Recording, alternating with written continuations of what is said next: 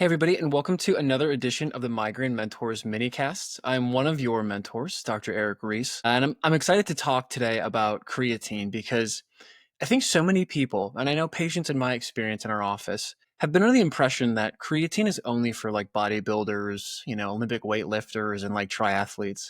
But there's a lot of really compelling research and data showing that creatine supplementation is actually quite beneficial for neurological conditions. And of course, migraine is being lumped into that. So I want to kind of break through some norms, maybe shatter some expectations, and challenge our thinking a bit about what these supplements can actually do and why creatine is so important for us. So first and foremost, you naturally acquire creatine through things like red meats. So, creatine is already in our food supply and in our diet if you're eating the appropriate foods. But if you're somebody who's vegan or a vegetarian, you're probably not getting adequate creatine storage or creatine input. And so that's a really big problem, first and foremost, because creatine, specifically creatine monohydrate in the supplement form, but creatine in general, is a specific molecule that essentially helps our cells produce energy. And the energy, the currency of energy, if the US dollar is our currency for the global currency, then ATP is that equivalent currency for like cells and tissues. And that ATP is produced within our mitochondria. And we've talked about this ad nauseum with the migraine mentors and about previous podcast episodes and just topics about how important our mitochondria are for just general daily function, right? They produce all of the energy that we need. They're really important for like dampening inflammation. Everyone in the longevity space is looking into mitochondria and how to optimize mitochondrial function, how to utilize old mitochondria and turn them into new ones, how to get rid of the really old ones that stick around, those senescent cells, those zombie cells you might hear about. But your mitochondria are really important for us, right? Because they are there to essentially maintain cellular function and cellular healing.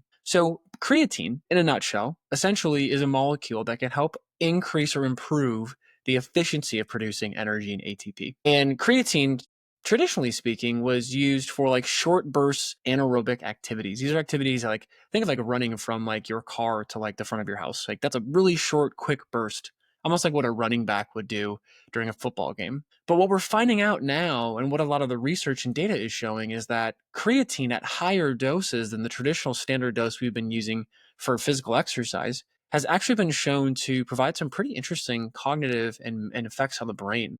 So, a standard dose, we'll say, for let's say weightlifting or athletic performance is anywhere from like 3 to 5 grams. I think 5 grams is a pretty substantial, pretty evidence based and kind of pretty common kind of dose that most people would agree on. And so 5 grams, usually, people will have a dosing phase in the early stages of it, or they'll just take 5 grams and say, hey, it's going to take a couple of weeks for you to get the full benefits. Creatine has an osmotic effect where it will start pulling water and keeping water and store water in those who supplement with it. So if you're starting to use creatine, I've been using creatine for years now.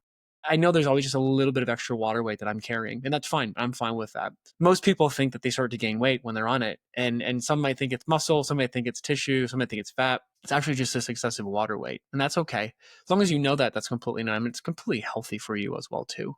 But what they're finding out in the research now and with some studies is that creatine supplementation up to 20 grams, actually, so 4 times the standard dose of what we're using for physical activity and workouts, those higher doses can yield some cognitive benefits. There was a study that specifically that was published within the last 2 years that was showing that 20 grams of creatine supplementation can actually offset the negative effects from memory and fatigue of loss of sleep at night. So as a parent who has he's going to be 8 weeks tomorrow, which is insane. As a parent who is getting up in the middle of the night, who's sleep deprived during the day, who feels fatigued more than normal because of having a kid, I'm taking higher doses of creatine just because of that. Now, I was already doing about 15, 20 grams before we had Hendrix, but after him now, it makes even more sense. And to the point where now we're asking our pediatrician, hey, is this safe for my wife to take? Because she's getting up even more often than I am. And are there ways to offset some of that fatigue and that cognitive processing delay by taking creatine?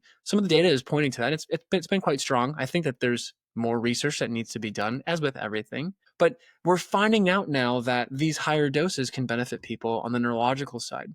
Well, insert migraine, insert chronic migraines, insert chronic pain, inflammation, the entire complex we've talked about within the migraine mentor community. And now we've got some compelling evidence showing that creatine supplementation with patients who struggle with chronic migraine can be beneficial. from the inflammatory response, from mitochondrial energy production response, but also too, there's a study that I just found when we were doing this newsletter talking about patients who have medication-induced migraine or rebound headaches. And patients who are taking supplementation with creatine actually see a decrease in the frequency and the intensity of those post-rebound headaches and migraine symptoms. Pretty compelling, pretty interesting stuff. So you should be immediately asking the question, well, should I take creatine? Here's the thing, we don't know. I always, always, always will default to you talking to your medical provider, having conversations with them, seeing what they think, and asking those questions to make sure that your treatment plan is tailored towards you. All right. There are some outdated thought processes about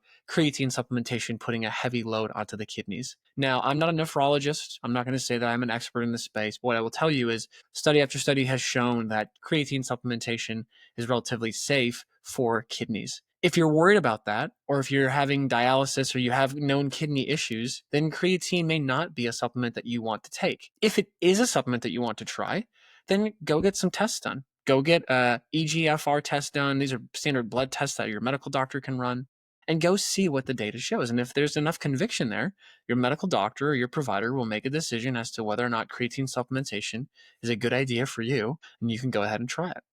So if you're somebody who's still stuck, you're still dealing with chronic symptoms, you've done all of the, you've looked at your diet, you've tried to optimize your sleep, you're taking electrolytes, you're like, listen, I'm still dealing with these chronic migraine issues, then maybe creatine is going to be your magic bullet. I mean, I don't know, right? There's no promises, there's no guarantees, but it's worth a shot, especially with all the conviction we have with the data coming out. And so hopefully that gives you a little bit more background or a little bit more of a thought process about what creatine supplementation can do if you're somebody who still struggles with chronic migraine. If you are somebody who just found this video, thank you for joining me. My name is Dr. Erik Reis, and I'm one of the migraine mentors, along with my business partner, Dr. Thompson Mayasaka. We're essentially every week we're putting out a newsletter to help people with chronic migraine learn how to take care of themselves, educate themselves, empower themselves, and understand that chronic migraine does not have to be your destiny, regardless of your genetics, your background, your history. If you are currently a subscriber to our newsletter, thank you so much for supporting us. We can't thank you enough. We appreciate all the comments, all the feedback, all the input.